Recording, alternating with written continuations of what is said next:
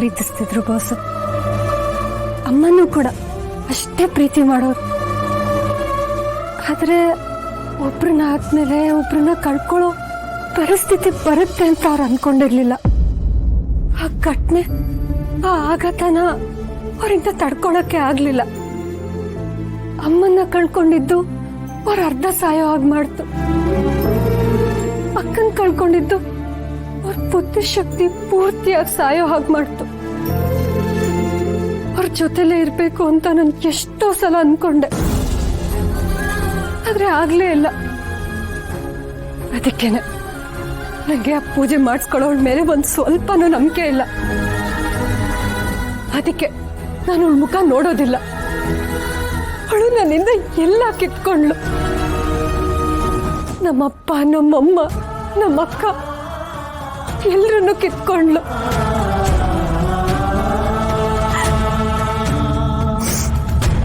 ಅಮ್ಮನಂತೂ ವಾಪಸ್ ಕರ್ಕೊಂಬರೋದಕ್ಕಾಗಲ್ಲ.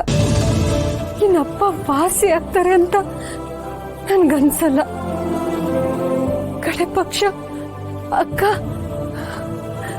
ಅಕ್ಕ ನನಗ್ ಸಿಗ್ತಾಳೆ ಅನ್ನೋ ಒಂದು ಸಣ್ಣ ನಂಬಿಕೆ ನನಗಿದೆ. ಒಂದಲ್ಲ ಒಂದಿನ ಅಕ್ಕ ನನ್ ವಾಪಸ್ ಸಿಗ್ತಾಳೆ. ನಮ್ಮ ಅಕ್ಕನ ಹುಡುಕ್ತೀನಿ.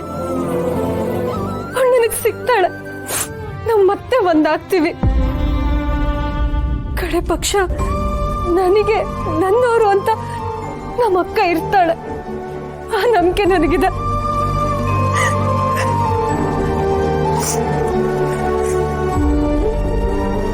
ಸಮಾಧಾನ ಮಾಡ್ಕೋ ದುರ್ಗಾ.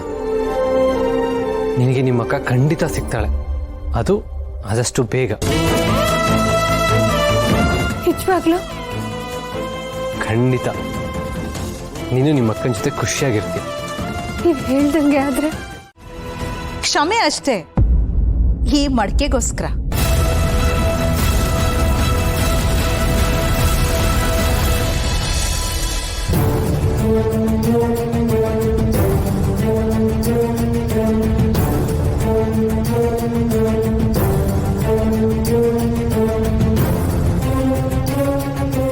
ಓ, ನೀವಿಲ್ಲಿದ್ದೀರಾ?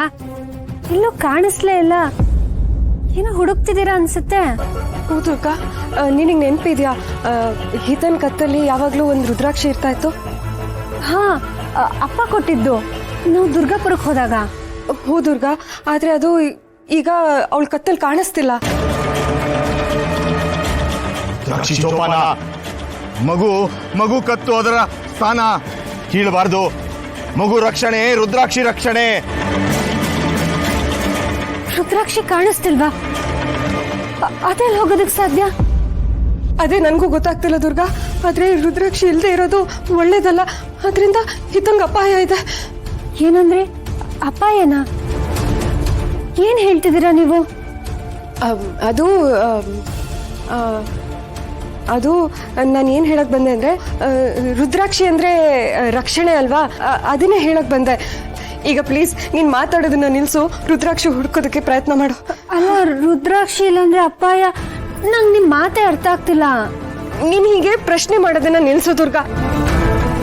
ಇದ್ರ ಬಗ್ಗೆ ಗೊತ್ತಿರೋದು ಒಬ್ರಿಗೆ ಮಾತ್ರ. ಯಾರು? ಅಪ್ಪ. ನಾವೀಗ ಅವ್ರನ್ನ ಹುಡುಕ್ಬೇಕು.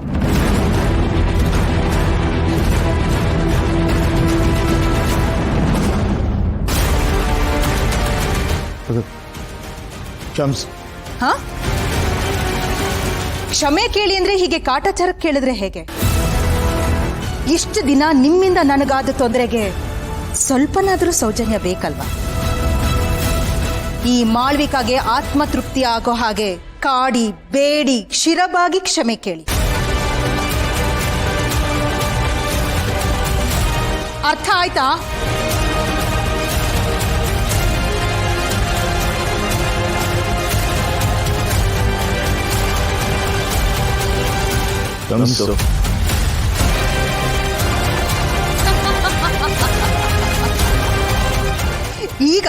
ಈಗ ತೃಪ್ತಿ ಆಯ್ತು.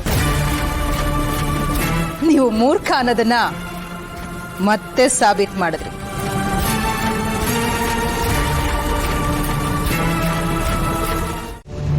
ಏನು? ಏನಂದ್ರೆ ನೀವು? ಅಪ್ಪನ ಯಾರ ಬಗ್ಗೆ ಮಾತಾಡ್ತಿದ್ದೀರಾ? ಅದು ಅದು ನಾನೇನು ಹೇಳ್ತಿದ್ದೀನಿ ಅಂದರೆ ನಿನ್ನಪ್ಪ ನೀನು ಯಾವಾಗಲೂ ಅಪ್ಪ ಅಪ್ಪ ಅಂತ ಹೇಳ್ತಿರ್ತೀಯಲ್ಲ, ಅದಕ್ಕೆ ನನಗೂ ಹಾಗೆ ಬಂದ್ಬಿಡ್ತು. ನಮ್ಮ ಅಕ್ಕನೂ ಹಾಗೇನೆ. ಅಮ್ಮ ಯಾರನ್ನಾದ್ರೂ ಹೇಗಾದ್ರೂ ಕರೆದ್ರೆ ಅವಳು ಹಾಗೆ ಕರೆದ್ಬಿಡೋಳು, ಚೆನ್ನಾಗಿ ಅಣಗ್ಸೋಳು. ಅವಳ ಜೊತೆ ಇದ್ದಿದ್ದು ಅಷ್ಟು ಸಮಯನೂ ಖುಷಿಯಾಗೇ ಇರೋದು. ನೀನು ನಿನ್ನ ಅಕ್ಕನ ತುಂಬ ಮಿಸ್ ಮಾಡ್ಕೋತೀಯ ಅಲ್ವಾ ದುರ್ಗಾ? ತುಂಬ. ಎಷ್ಟೋ ಸಲ ಅವಳ ಮಡಿಲಲ್ಲಿ ನನ್ನ ತಲೆ ಇಟ್ಟು ಮಲ್ಕೋಬೇಕು, ಅವಳು ನನ್ನ ತಲೆನ ಸವರ್ಬೇಕು. ಏನೂ ಆಗಲ್ಲ ದುರ್ಗಾ, ನೀನು ಚಿಂತೆ ಮಾಡಬೇಡ ಅಂತ ಅವಳು ನನ್ನ ಗಟ್ಟಿಯಾಗಿ ತಪ್ಕೋಬೇಕು. ಹೀಗೆಲ್ಲ ಅವಳು ನನ್ನ ಹತ್ರ ಮಾತಾಡಬೇಕು. ಈ ಥರ ಎಲ್ಲ ಎಷ್ಟು ಅನಿಸುತ್ತೆ ಗೊತ್ತಾ? ನಮ್ಮ ಅಕ್ಕ ನನ್ನ ಜೊತೆ ಇದ್ದಿದ್ದು ಕೆಲವೇ ವರ್ಷ, ಆದರೆ ಅವಳ ನೆನಪುಗಳು ನಂಗೊಂದು ಸ್ವಲ್ಪನೂ ಮಾಸಿಲ್ಲ ಗೊತ್ತಾ? ಅವಳು ಹಾಕೋತಾ ಇದ್ದಿದ್ದ ಬಟ್ಟೆ, ಅವಳು ತುಂಬ ಇಷ್ಟಪಟ್ಟಿದ್ದ ಕಾಲ್ಗೆಜ್ಜೆ, ನಾವು ಕಣ್ಣ ಮುಚ್ಚಾಲೆ ಆಡುವಾಗ ಅವಳು ಬಚ್ಚಿಕೊಳ್ತಿದ್ದ ಜಾಗ, ಎಲ್ಲಾದ್ರೂ ಹೋದಾಗ ಯಾರಾದ್ರೂ ಒಂದು ಚಾಕ್ಲೇಟ್ ಕೊಟ್ರೆ ಅದನ್ನು ಜೋಪಾನವಾಗಿ ಇಟ್ಕೊಂಡು ಮನೆಗೆ ಬರೋಳು, ನನ್ನ ಜೊತೆ ಹಂಚ್ಕೊಂಡು ತಿನ್ಬೇಕು ಅಂತ. ಆ ಪ್ರೀತಿ ಇದ್ರಲ್ಲಿ ಯಾವ್ದನ್ ಮರೀಲಿ ಹೇಳಿ? ಅವಾಗೆಲ್ಲ ಬೆಳಗ್ಗೆ ಎದ್ರೆ ನಾನು ಮೊದಲು ನೋಡ್ತಾ ಇದ್ದಿದ್ದು ನಮ್ಮ ಅಕ್ಕನ ಮುಖಾನ. ರಾತ್ರಿ ಮಲಗುವಾಗ ನಮ್ಮ ಅಕ್ಕ ನನ್ನ ಪಕ್ಕದಲ್ಲಿ ಇಲ್ಲ ಅಂದ್ರೆ ನಂಗೆ ನಿದ್ದೆನೇ ಹತ್ತುತ್ತಿರ್ಲಿಲ್ಲ. ಸಮಾಧಾನ ಮಾಡ್ಕೋ.